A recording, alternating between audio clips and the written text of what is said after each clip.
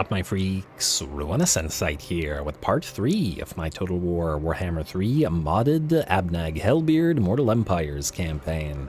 So as we saw last time, we continue taking on the Bordelot errant as the jungles begin to burn with the introduction of Dowijar technology and industry. It's a beautiful sight, isn't it? And soon, hopefully, the entire jungle will be, well, demolished by it. We do still have one settlement remaining to the Bordelot errant in Burgun here, with the Knights Errant spam continuing as well. And while Knights Errant are fragile, they are still annoying with all that cycle charging they do, so we will still have to approach it relatively carefully. In light of that, Abnagg, if the enemy can reach you here, we'll want to maybe move you away in order to attack with both armies at once, and by the looks of it a little bit more. Alrighty, looks like they can't reach him, and I don't feel bad at all about this because the AI does this all the frickin' time, and it's always so irritating to see that they've deployed just outside of where you might reach them range. We could also be real mean about it and deploy just close enough for us to reach us, but if they should attack us, move away and, you know, leave them stranded in the sea. But I suppose there isn't any real need to do that. Anyway, what else do we have going for us? Gnaina, you were still in Masterful Architects. I believe we were going to build... Well, originally I was going to build an ash level here, but now that we have the ogre building, that's no longer the case. And actually, or the ogre special location, what do we have in terms of trade goods? Huh. The Death Toll kind of want to trade. They're trading with the Western provinces, but they're fighting the Engineers Guild expedition. That's kind of interesting. We could maybe nonetheless trade with them, at least while they're alive. Yeah, why not? I mean, it's a little bit of extra money flowing in over the course of the next whatever turns.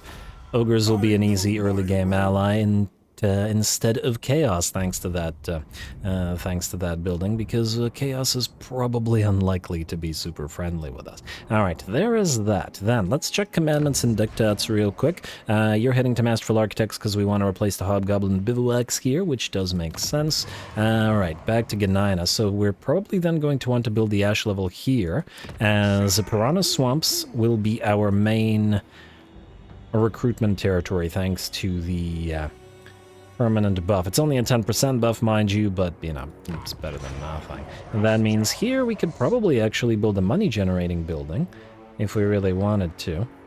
Though, admittedly, the other stuff would give us capacities, which would be nice as well. But we don't have the armaments to go into that right now. Anyway, actually, you know what? Check tech real quick. Where is the increase to... Okay, so this increases both Centaur Torux, and this increases Demonsmith Sorcerers.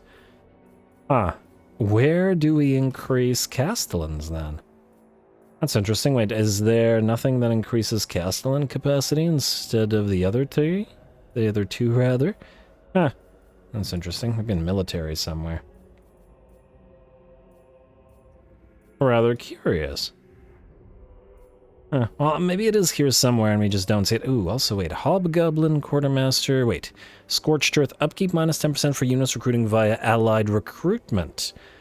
Well, isn't that just lovely? Yes, this will come in very handy from Scorched Earth. I gotta keep an eye on that and remember it. Well, anyway, it doesn't change the fact that we're going through reduced rations here, so we'll stay in that, and I guess we will forgo building the military structure and go for the donation barrels, start making a little bit of cash out of the place. Oh, character experience faction-wide out of the Sorcerer Prophet's estate will need these as well, but go for money? Yes, go for money for now. We'll also want to upgrade Gnaina, but actually we'll want to upgrade Talashland first, but only after we get the time reductions.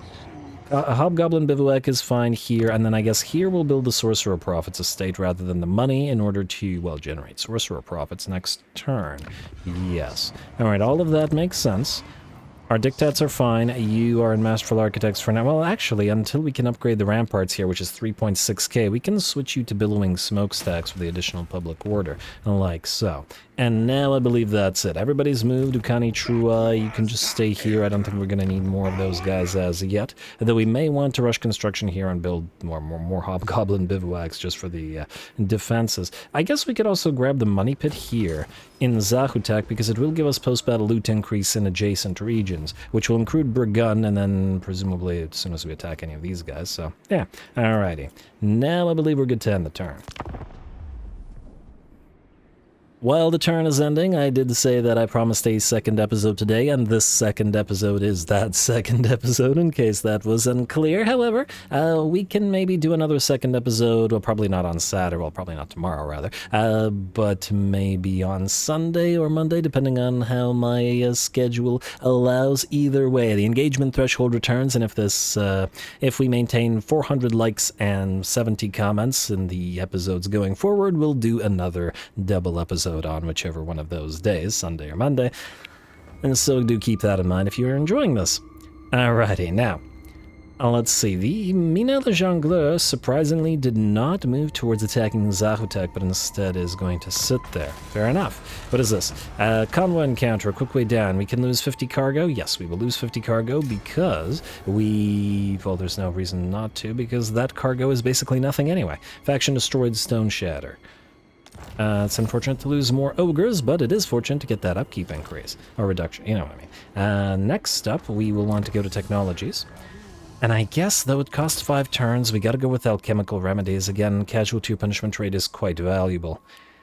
Though the extra labor post-battle loot is quite nice as well. It's not a crazy amount, so we'll wait. We are at exactly 225 armaments, which means we are going to go for the Demon Smithy. Beautiful. Especially if these guys will separate into 2 armies, and ooh, I don't like the sight of this. Are they moving towards attacking Tarantula, or are they still pressing these guys? Huh.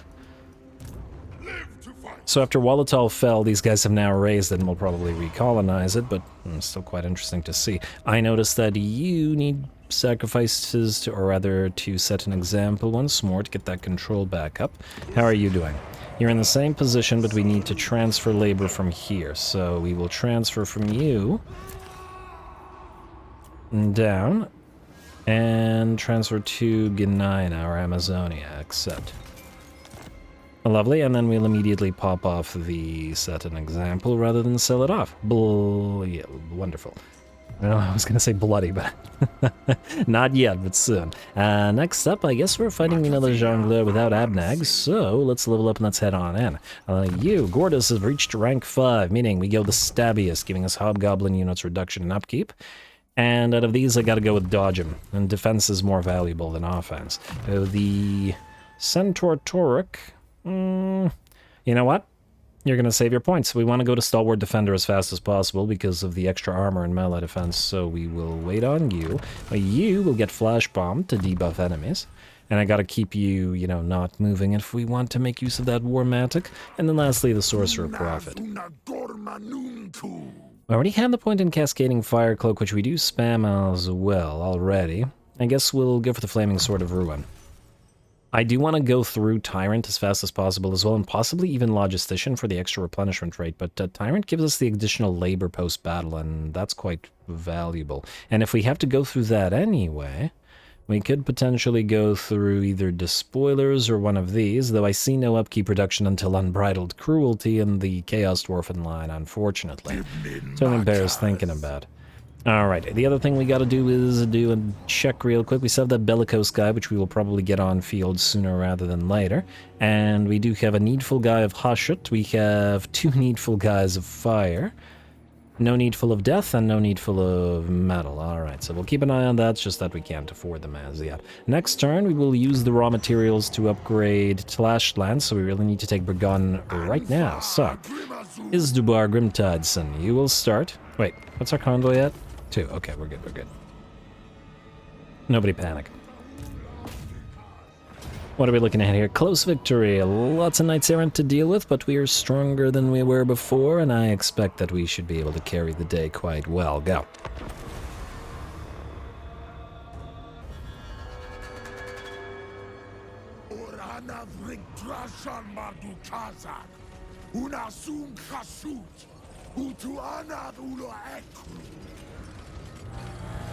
Alright, I understood Hashut, but that's about it. Anyway, here we go. We actually have a pretty darn good position in this particular battle. There is a sort of shallow river crossing the entire battle map. We have a cliffside protecting the right flank, and thusly we are going to move our army in order to take full advantage of it as well, if possible. Now, we did try to have our units of Hobgoblin Sneaky Gets deployed all the way at the right flank. Vanguard deployed close enough to the enemy Knights Errant and whatnot in order to try to punish them with those precursor weapons. Unfortunately, in terms of the enemy simply moving away and adapting to our army's position, shadowing our army as I like to call it, the Knights simply backed off too quickly and we weren't able to take advantage.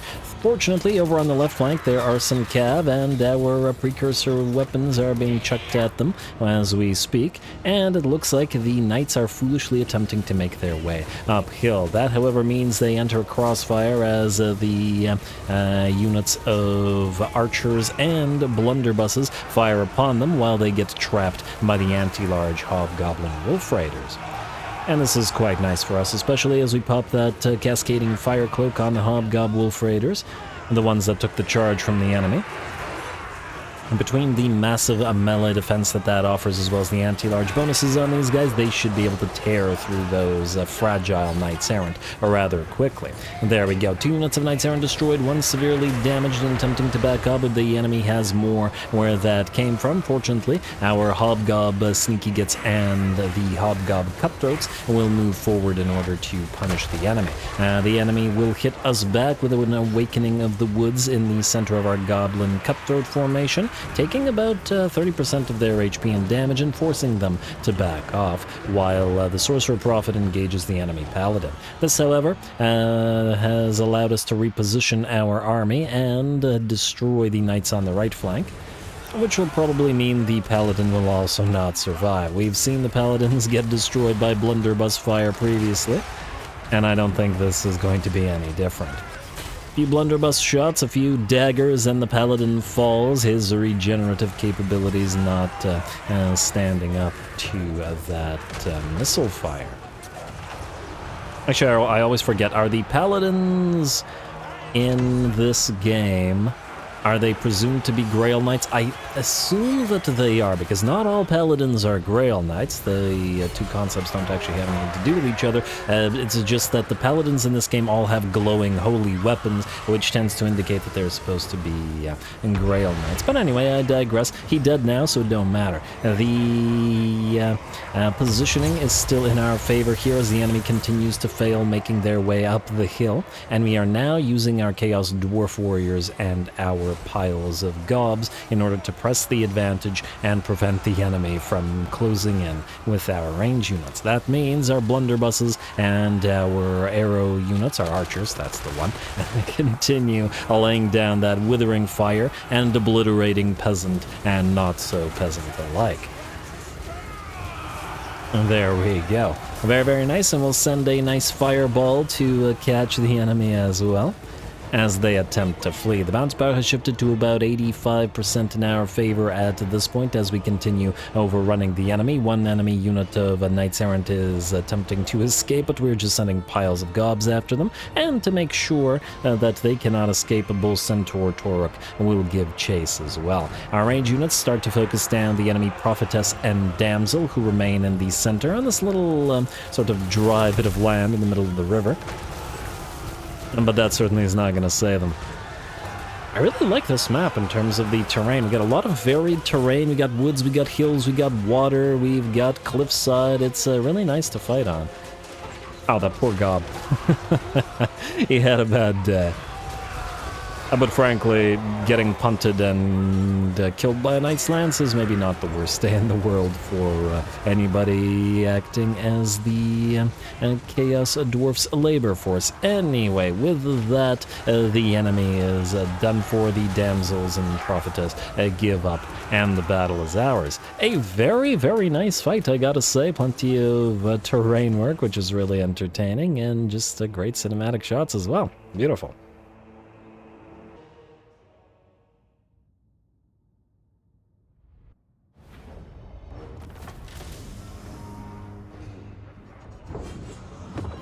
Alrighty, there we go. They got trounced. They got absolutely trounced. And though the game seems to say close victory, that's just being wacky, as it has a tendency to do. We were able to keep our casualties extremely low, thanks, I think, in big part to the terrain actually favoring us this time around, and forcing the enemy to be either slowed down by water or by trees, or be forced to climb the hill, or be stopped by impassable terrain bits. It really worked out well this time around. We will obviously take the 1,000 labor, as it's worth more than the 2.3k treasury, since we could just sell 400 of that 1,000 off and make 3,000 treasury. So transport captives it is. And I mean, if I had known that yeah, you know what, I should have maybe held off on doing the control dictates. Now we have to wait 5 turns, and 1 turn. Ah, we can still a little bit off out of the Zarmuta triangle. Lovely. That also, ooh, Oglakan's Wolf Boys, that'll be nice. It'll be nice very soon, in fact. I wonder whether we should rush the construction of Talantula, just because this kind of makes me concerned. I really don't want to lose that ogre structure. I think maybe we do. It's costly, but it's worth it to keep it in case they decide that this is the time to attack us. Now, this buffs up our garrison slightly, and we will build the temporary Hobgoblin bivouacs here to get another 4 units, and we'll immediately rush it for 100. Like so. Even if they don't attack, at least we're safe here. Frankly, we could also, well, we'll get rid of this later, but for now it's providing additional garrison. I just want to make sure that the place doesn't fall. Alrighty, we'll also probably need to transfer some of the labor back here, some of the labor force rather, but we can do so later. The rest of this I'm reasonably happy with. We are in Masterful Architects here for now, but I think we can switch you to Billowing Smokestacks for the additional control. You will be upgraded, wait, no, you will be upgraded next as soon as we take Burgun. Assuming that we can, well, that's a problem. Mina Le Jongleur has moved away, so they might survive at Burgun. Okay, let's find out. You killed Mina. Can't be allowing those knights to live after all. Hopefully this doesn't damage our army too severely. No, it's okay. And we will take the money this time. Could take the replenishment, but if we can't reach the place, we cannot, yeah. I suspected that would be the case, but oh well. Worth it to destroy them, then you can go into, well, no, you go right here, wait. If we go right here, we could raid it, but I'm a little bit wary of these guys just moving past it towards Zahutek, which is basically undefended for now. If we go here, however, you should be able to block them off from moving there. Abnagg, you are going to move in right here outside of Burgun, and we'll take it out next turn. Alright, the rest of that I'm reasonably happy with. Let's check Diplo now. Any... Saberskin and Thunderguts want to trade. It's Goldtooth that I really want to trade. Minus 06, though. With the relationship with the Ogres rising, we might be able to get the trade agreement going with Goldtooth next. And just forgo Iron Guts and Saberskin for now. And I'm actually shocked to see that the Sharktooth are still alive, but we'll keep them nice and friendly. Alright, Bordello Errant, you are done for pretty much, and there's no reason to take your money and keep you alive. We could engage in some treachery, take their money, peace out with them, and immediately kill them, but we're rather close to the spine of Sotek, which I see is now suffering some Skaven corruption, most likely because a thrice-cursed peak will have fallen to the rats in that time. But anyway, I believe we're good. Oh wait, I did want to once again check the Lords, Overseers. Right. The Bellicose guy is fine. Huh. Actually, we could get the Bellicose guy on field right now in order to take command of some of the Hobgobs and leech the XP at Burgun. Be a little bit on the expensive side, but if we're going to do that anyway, we may as well. Alright, like so, then we can end the turn. And I probably could have leveled these guys up a little bit, but I suppose it's probably not going to matter over much.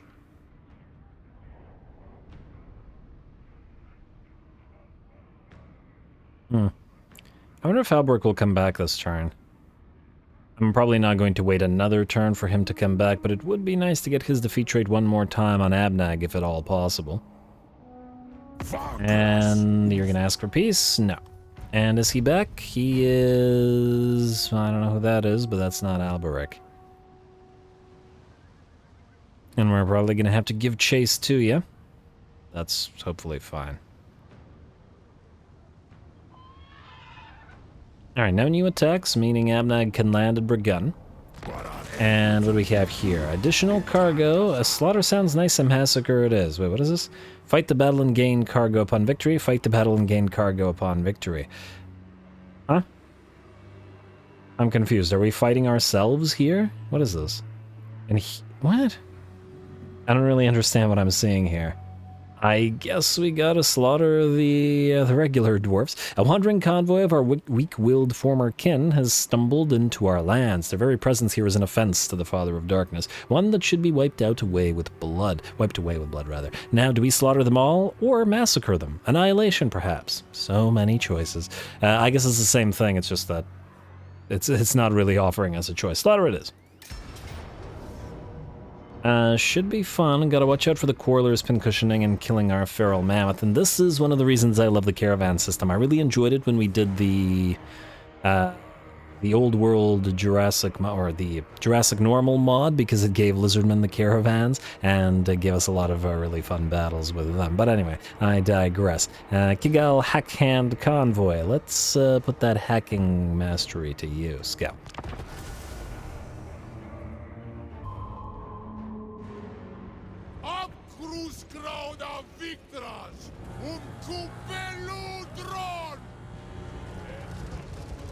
Alrighty, here we go. Looks like we face the enemy, we face enemy regular dwarves for the first time in this particular campaign, which should be pretty fun. But like I said, don't get used to it. This campaign is going to be all about wholesomeness and getting the, reuniting the family.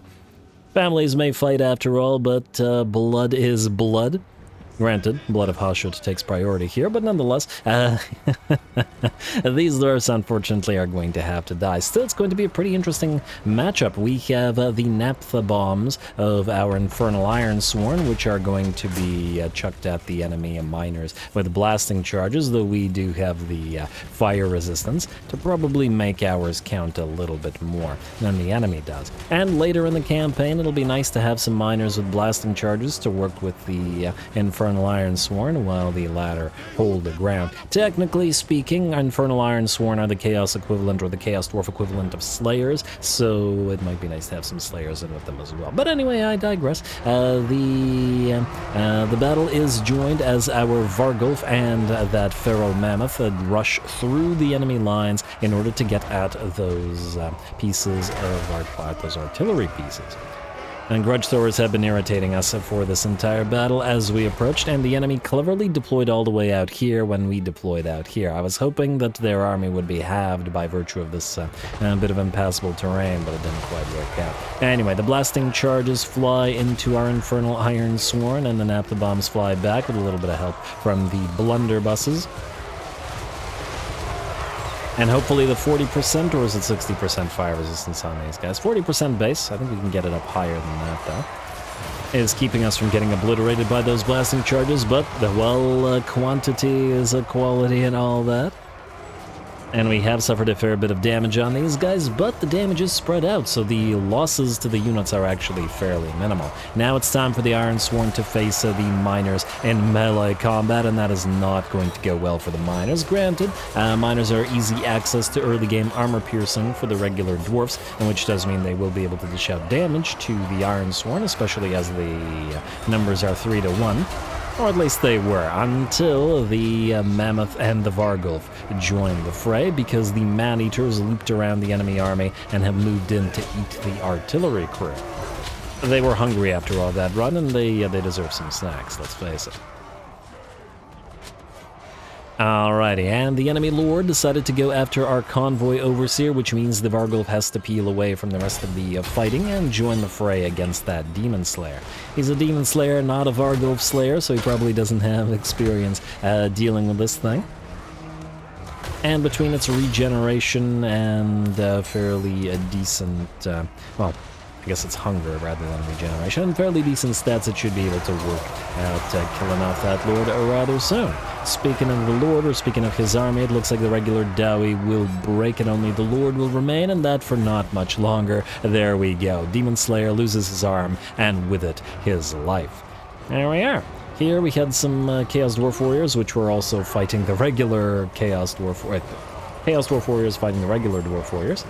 But it looks like with the 2-on-1 we were able to carry the day between the canopy of those trees. But I wanted to watch the Iron Sworn more because we've seen Chaos Dwarf Warriors fighting since the beginning of the campaign, since we recruited a couple of them, whereas this is our first view of those glorious burning helmets of the Iron Sworn.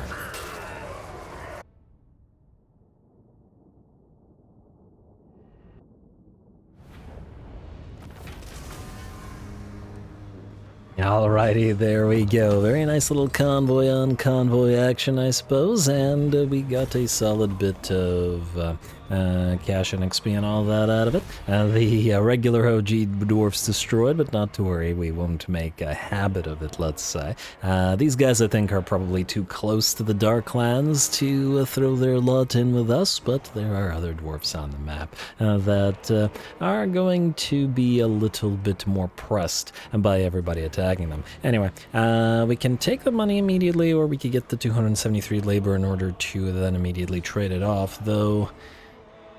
I think with the amount of labor that we lose per turn, maybe this is actually roughly equivalent. But I guess it doesn't matter much, so just transport captives, I guess. Alright, and that does not finish... Yeah, 1 turn more for the convoy. Rite of Awakening for Itza, interesting.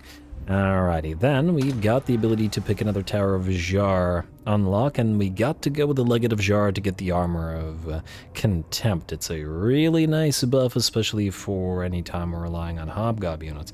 What is this? Runs until seats can be usurped. Didn't usurp it from us, right? No. We have most of what we want out of this. Raw materials, replenishment, and armaments. And Armor of Contempt will be next. And hopefully if any one of those 3 take one of these, we'll be able to go up to the next tier. Good. Alrighty, next up. A little bit unfortunate that Alberic is not back, but it is what it is. You cannot reach Burgun. You, I'm willing to bet, can, however. So maybe we will land... Oh, that's a question. Can you actually? Guess we're about to find out. No, you're gonna have to reinforce. Darn, that's annoying, because we still have to chase this guy down, but that's what it is. Alright, fine, then as Dubar, you are going to go after Burgun. Like so. Then... I don't think we'll get Alberic's defeat trait, because I doubt he comes back, but nonetheless, just in case, you're gonna go to Tlashlan. We'll still trade you your army, but, you know. I also want to see Overseer. Bilious Nyrite, not the kind that we want. Already home. I don't like how Tlashlan is in the middle of all this. The Skulltaker moving northward. These guys hanging around. It's a little iffy, but it is what it is. Alrighty, what about building stuff? We now have the Demon Smithy, meaning we are able to get our first Demon Smith Sorcerers. The question is... Okay, first of all, enables disrupted attacks, silences enemies. Well, that's quite interesting, considering you have ranged attacks. Huh. Fanatical gives you melee attack and melee defense. +8/+8 is pretty solid, considering we put you on your Bull Center. Somebody in the Discord was talking about riding a Bull Center, but anyway. Put you on a Bale Taurus. Be good. Enemy leadership, decent if we stack it. More magic item drop chance. Ooh. Experience gain +50%. This will be good for a tech thief. A labor gain post-battle. Post-battle chance of stealing income from post-battle. Compulsive is pretty nice. There's a lot of good options here, I gotta say. Extravagant, effect duration, cooldown reduction, and spell intensity. I gotta go, especially in the early game, for compulsive, though. So let's get to this guy with the Demon Smith Sorcerer of Hashut, though for the gobs in particular, we'll want either the Demon Smith Sorcerer of Fire or Metal. Metal primarily to get Glittering Robe. And I think... Wait, what do we have here as options? Yeah, but here we have only Extravagant, although... Extra Glittering Robe durations. Not the worst idea in the world. Hashut doesn't really do anything for us defensively, though Ash Storm is always a nice thing to have. The compulsive guy will probably be gone by that time, though, and we won't have an extra capacity for a bit. Let me just see here. Assuming we trade armies, this Sorcerer Prophet will still have... Yeah, alright, fine. We're gonna go with Metal to start.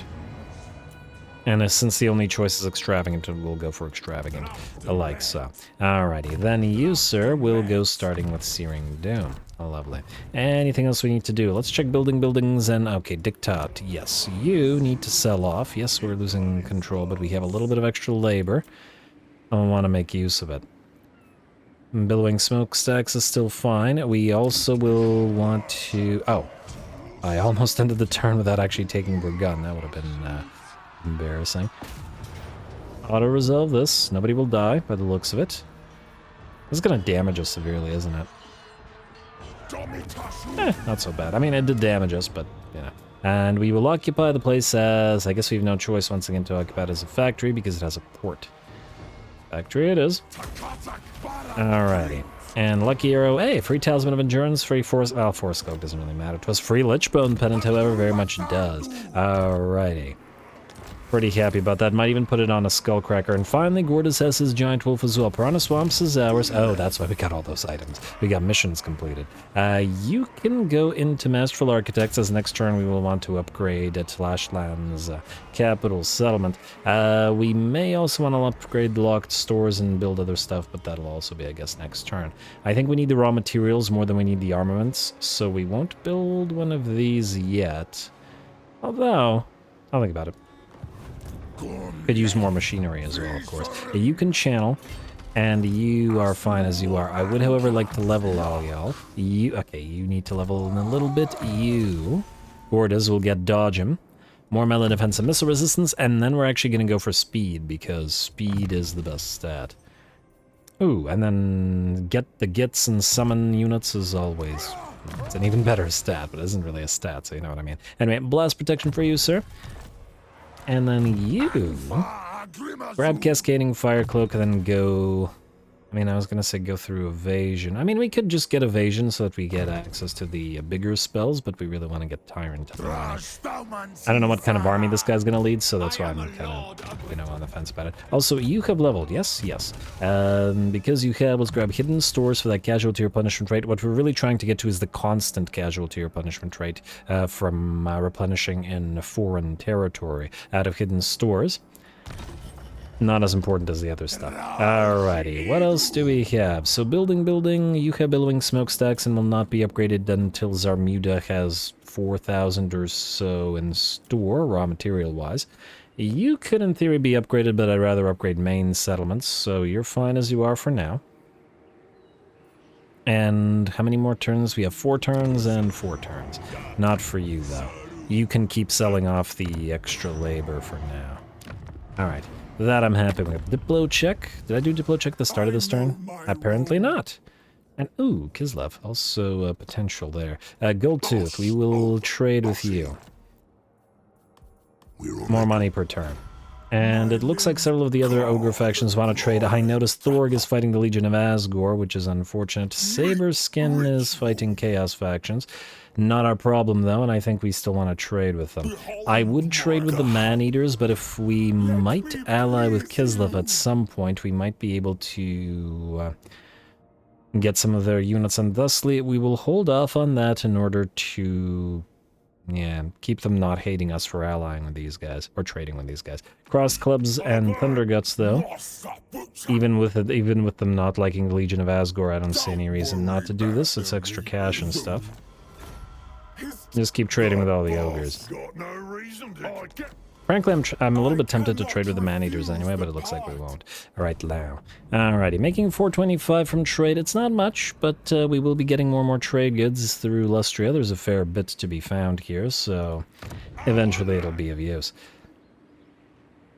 We'll probably also want to upgrade the Hobgoblin Bivouacs as they replace the Cutthroats with Wolf Raiders, and that's a much better unit. Alrighty, otherwise we can skip. I assume you will destroy yourself by attacking... I take it you can't enter the... Wait. Is Dubar? I'm gonna head you out to sea. There's a reason I'm doing this. If Nathaniel decides to destroy himself by immediately attacking Burgun, we will want Abnagg to reinforce. Why? Because if Nathaniel rather becomes Alberic next turn, we can get his defeat trait. Yes. Alrighty. Well, let's see if that all works out. And who's Ukani Shuai? Oh, right, that guy. Okay, you stay there, bud. You stay there. All right, end the turn. Let's see what we're looking at. Skulltaker. Yeah, you just keep doing your thing until we suddenly, inevitably attack you. We bind demons. We don't ally with them. Please. I wonder if he'll carry the day against Wolfheart, though. Mostly because Wolfheart has a rather nice defeat trait that we might want for ourselves. And, you didn't recruit anybody, did you? I don't see you being replaced by Trident, Kahan, fortunately. I wonder if Alberic can actually come back when they have no settlements remaining. I guess we'll find out. We just have to chase him down, after all. Alrighty, and new convoy contracts. Okay, so that is the important thing. Gormod, new tribe destroyed, not a problem. Convoy completed, and this gives us the ever-changing blade. Nice. None of that for you, though. For the convoy, I mean. You keep hold of that Helmet Dreska and grab the ever-changing blade for a moment, but we'll see about who actually uses that. Next up, create new convoy. That'll be you, Mr. War Machinist. And that was the Volery.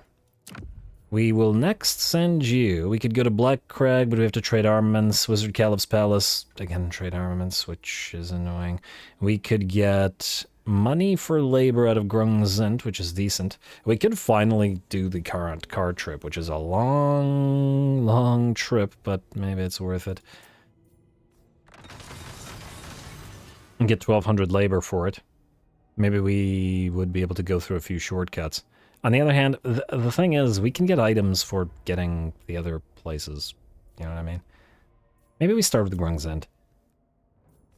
Yeah, go for Grungzint first. Travel through all those territories, see what else we can see. I would like to go to Wizard Calip's Palace. I think there was a good item there, but at the same time, I don't want to trade armaments, and I'd rather actually get use out of the dispatch. All right. I don't expect you will meet anything that can kill you. At least, certainly not with these. Then, you. Alright, we gotta do something here. You will land. And you guys need to trade troops, as Abnagg Hellbeard will attempt to chase down Nathaniel. Hey, move forward. Alright, so, Abnagg, you will take Gobos. Gobos. You will trade the Magma Cannon. You will take Gordas. You will give up a bunch of laborers. You will keep the Chaos Dwarfs. And, do we want the Skullcrackers here for now? I might actually give Gordas the Skullcrackers, but, wait. If we do this, then, we'd have too many laborers. Yeah, this army probably needs a Skullcracker more than Gordas' army for now, although with the Bull Centaur Toruk... Oh, and you'll also need a... yeah, we can replace this one Goblin Laborer with a... with the Demon Smith. Alright, let's do this for now. And I might switch it somewhat later. Hergar, you're going this way to join the Gobs. You, Gobbo army, are going to go after Nathaniel. Let's see if he attacks us next turn. You can also channel while you're doing it. Yes. You could still be functional enough, and I'm wanting you to... Oh, can you go past us to Brigand? By the looks of it, you cannot. Alright, and you already had ALBERIC'S defeat rate, so if he comes back next turn, then you should be fine. I would like you to march stance and go down to Zahutek next, as we'll have you move southward to take Shalanwapek. And this does put us into bordering the lizards, unfortunately, but it is what it is. But we also need to be careful do that the exact moment that Skulltaker will not immediately be able to punish us for it. Alrighty, next we have the Masterful Architects there, meaning we can upgrade the ramparts. I believe I wanted the Abga Bivouacs at Tlanchtla, which is still going to be the case. And we could, in theory, also upgrade the locked stores. And Brigun... I think I'm going to hold off on getting anything there. And we could remove this here for now. You know what, let's remove this for now since we would already have the presence of it here. The labor is fine, and I would like to build the gunsmith. I don't, however, want to lose 150 150 raw materials per turn. It's a little bit much right now. Also, I want you to sell off a little bit more labor, at least for now. Keep the money flowing. And then I would like to check overseers. Okay. No dice on the overseers as yet. And then Rugni, you're gonna stay here at Clashland. Somebody might get a defeat rate, or maybe not. We'll see. Then diplomacy check. Did I do that this turn? Maybe I did, maybe I didn't, but I suppose it doesn't matter much. Thunderguts, you're probably gonna die, so it's not important. Sharktooth, you're still kind of friendly, but since you have no territory, you can't trade, therefore you don't really matter to us. And Thunderguts are fighting the Legion of Asgore, who admittedly have aversion to us. They're gonna have a lot more when we start being friendly with the regular dwarfs. Anyway, I believe we can skip the rest of this. Get an assign, building upgrade, and then the turn. I'm just gonna hope I didn't forget anything. Urine Billowing Smokestacks, got 3 more turns. We could, in theory, upgrade the Tribute Collectors, but I'd rather upgrade a tower instead, so it's on the turn. Alright, let's see how this all goes. Now, did Skulltaker... Let's see, we have a -10. Either this is from characters. This could have been sacked. Not entirely sure what the ultimate result of between the contest... of the contest between these guys, rather, was. We'll need to keep an eye on Skulltaker's main stack, because it could take one of these territories, especially with another stack reinforcing. And hey, Alberic is back. Beautiful. The Mask of Slaanesh. No. You're also probably going to get angry when we kill Khorne, which is odd, because Slaanesh and Khorne are rivals and hate each other, but at the same time, they're both fighting the same enemy factions in Lustria, which is overcoming that hatred. Sword of Cain claimed. Then Abnagg. I would like you to kill Alberic, and I'm going to hope he can't run, or he won't run. He will not. Heroic Victory. That will kill... I mean, I guess it's Alberic's last hurrah. I maybe should have given you an item. Oh well, I guess we could... I mean, it's kind of a waste of... Well... I mean, it's Alberic's last fight. Fine, let's watch him die in cinematically, even if we don't need to go.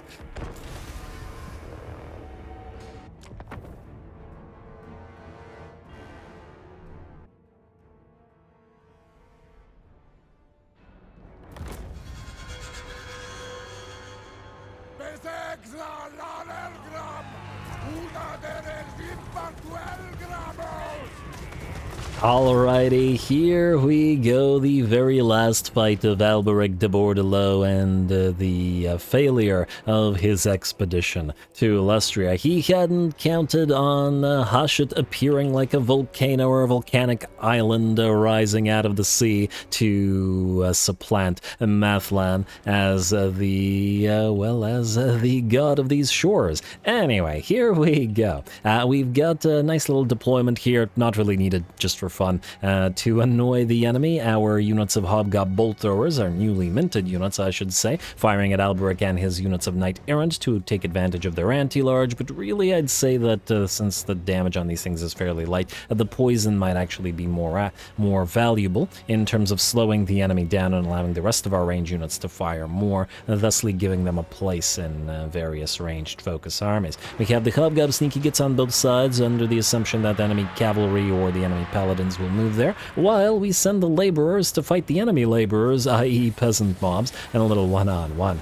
Alberic flies towards our main stack. This is his last charge of the campaign, most likely. And, we'll actually peel away in an attempt to go after Gordas. That's funny. I mean, it's not going to go well for him, but good luck to him. He has lost about 50% of his HP coming down here, and it's not going to go too much better than that. The Knights Errant charge our piles of Hobgob Sneaky Gits, but 3 units of Hobgob Sneaky Gits with all their precursor weapons tear them to shreds. And our Hobgob Wolf Raiders will simply tear them apart. Over in the center, we have our peasant mobs facing off against the gob laborers, and we just sent some cutthroats to help them out, but this is still a nice little contest that I wanted to see just for fun. If only we could throw some, Skaven slaves into the mix to have a nice little 3-way, it would be great. Anyway, that's pretty much it for this particular battle, as it looks like the enemy paladin has been, first enemy paladin has been surrounded and destroyed by virtue of, once again, the Hobgob Sneaky gets daggers, and the second one, since we expended our ammunition on the first, is currently being overrun. Alberic is flown once again and is backing off with the bolts of the bolt throwers catching up to him. But we will let him live this time, as if his army does not instantly get destroyed, we might be able to pick up his defeat trait on 2 units, rather than 1, or that would be nice. But the important thing is that Hellbeard gets it, because it's a sea fighting buff trait. Anyway, there we go. With that, Alberic is defeated, and the Bordelot errant has completely failed in Lustria. I'd like to think that in some nameless mine or maybe lumber camp within Lustria, under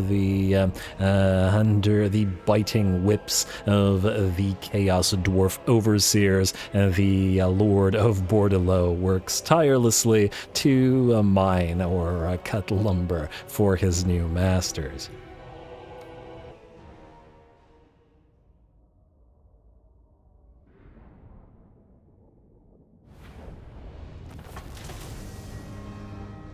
Alrighty, there we go. An unsurprisingly silly little fight with the fact that the peasant mobs actually got to go to work. But hey, peasant mobs versus goblin laborers, and was funny enough to see. And these guys had no chance, obviously. Got a little bit of damage out of our hobgob bolt throwers as well, taking on those knights errant. And with that, let's see, 152, 200 cells for, it's about the same. I guess we take the money if we're going to sell this off anyway. So yeah, take the money. And then we let Alberic live. For good reason. You. Move to reinforce. You. Kill. Beautiful. Hey, if we're playing a pirate faction, we may as well get Alberic's trait, defeat trait on 3 lords. Will attack +10 when fighting at sea. Now all 3 of our current lords have it. Beautiful. Just as planned. You can go into channeling stance because you will be commanding this army. Abnagg will be getting a much more elite force than a pile of gobs. Though, maybe you stay with command if Skulltaker is still alive. Aha, raiding. So Skulltaker is here at the Temple of Kara, most likely having sacked it last turn or moving to sack it. You may want to get Skulltaker's defeat trait. I don't actually remember what it was, but I'm sure it's decent. You cannot reach Shalanmapek, so I would like you to move here. And then, oh, we can't raid. I guess we can channel. Might as well take the place while it remains very poorly defended. You, sir, are going to join this army because they'll need a caster, and we'll have to pay attention to hopefully getting another caster in here ASAP. You're going to go into a specific army. Anyway, the Hellforge. No, not Hellforge. Diplomacy. Did I do it this turn? Maybe we just traded the man-eaters after all. Money. It's more money. It's not much more money, but it is some money. And some money is better than no money. Go figure. Thunderguts want defensive alliance, but they're pretty much dead. It's Goldtooth we'll have to keep an eye on. Alright. Rest of that I'm reasonably happy with. Let's check the diktats and the buildings. So urine billowing smokestacks. You don't yet need to switch to this. It'll be a bit before we get enough raw materials. We just need more of these darn outposts in order to make use of that. Gnina is fine, and I don't want to spend the tribute collectors. I'm reasonably happy with the money in its current state. Talansha is keeping on, and we could actually rush the construction if we really wanted to. It would give us the ability to build the ash level, or at least start on the ash level, but it's not like there's any real hurry. We could also go for the patrol routes. We could also go for the donation barrel, though again I think we're better off just saving up for more tower upgrades. At least to tier 2, but ideally to tier 3 everywhere, which is going to take a lot of raw materials. We need a new province that's just like a raw materials province, but the funny thing is we keep getting factory-centric provinces, which might mean we probably end up separating more provinces rather than having them do one thing. The reason it's generally good to have them do one thing is because of this, the Grand Furnace. It reduces raw materials consumed by per turn by buildings, meaning you can make this entire territory a factory building, or territory rather. It wouldn't need a labor force, because it uses raw materials, so we wouldn't need to accept new labor here, and we would reduce the raw materials being used up by it, so it does work nicely that way.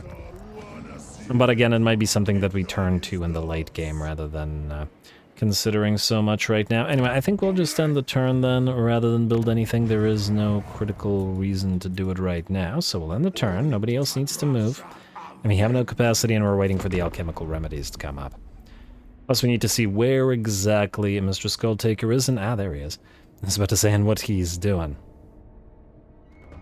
I wonder which direction he's going to move after this. It would be good if he moved this way rather than this way, but we'll have to see. I just don't remember what his defeat rate is. I wonder if it's of any use to us. I imagine it's something for personal fightiness capability, but we're just gonna have to find out when we kill him. Sorry, Skulltaker. I always feel bad when a faction really loves you, and obviously we're fighting these guys' enemies for them, so they love us, but, you know, you gotta do what you gotta do. Saberskin and Thunder gets destroyed. There go 2 trade agreements. Tier 2 of Tower of Jar unlocked. Good. That works nicely for us, because we didn't need anything critical here. I mean, granted, I like the random stuff, but there's better stuff up here. Load recruit rank +5 for Convoy Overseer is nice. Conclave influence gain +1 per turn for factory settlement buildings. That is very valuable, and in fact, probably the thing we'll want to get first. Ooh, Blood and Fireborn is amazing. Ability to summon a unit of Kadai on fields suddenly makes your armies a lot tougher. But going through this will allow us to quickly get the Conclave influence. Probably what we want to do. Ooh, Skulltaker is damaged. I take it we won't be able to reach him with Abnagg. If he's going this way to Quitash, then we should maybe go here. Well, new channel. Actually, wait, you don't need to channel. You can stay in Talashland. You go here. You go join Abnagg. And we'll see where he goes. Oh, he could probably travel really far. Look at that. I didn't realize this. If he goes this way, out of demonic portal stands, will probably end up very close to Quitash. We can't attack it and Skulltaker without the other army. Alright, so try to make sure that we can catch him. Go down here, and you go here. We'll see how he reacts to this. And hopefully it works out. Alrighty, well, we have a plan. As to what's going to happen remains to be seen. Diplomacy check, it's a new turn after all. We got, okay, no trade with the accursed troops, sorry. Non-aggression, we could do tree hammers, but they're dead. Death toll, which wouldn't give us enough money. Shark tooth. We could do shark tooth, but again, until they have a settlement, they're just a camp.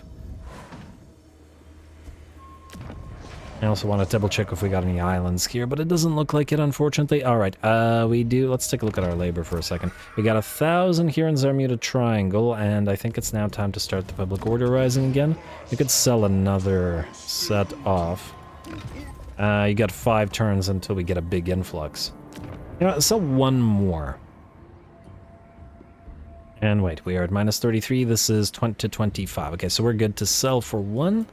And then next turn we'll go set an example. And yes, we could do the sacrifices to Jarnagorn for the additional conclave influence, but frankly, it's more efficient to just get towers. You will sit here. Oh, they'll have upgraded their dimensional blue breach next turn, which significantly, let's see, gives them an extra blood ladder. They already have the skull cannon. Wait a moment. Actually, am I taking a look at the tier 2 or the tier 1? They're also rebuilding Walatal. But if we attack this guy now, he might go to Ganina.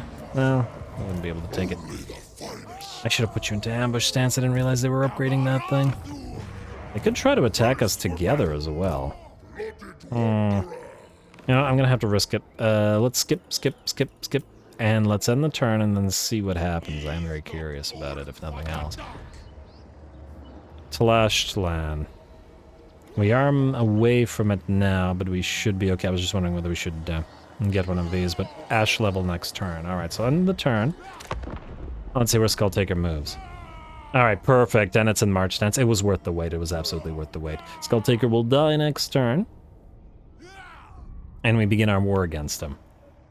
Hopefully it'll be a reasonably short war with Skulltaker himself destroyed, though once again he does have a half-stack running around and a pretty solidly defended main settlement. So we will have to deal with that somehow.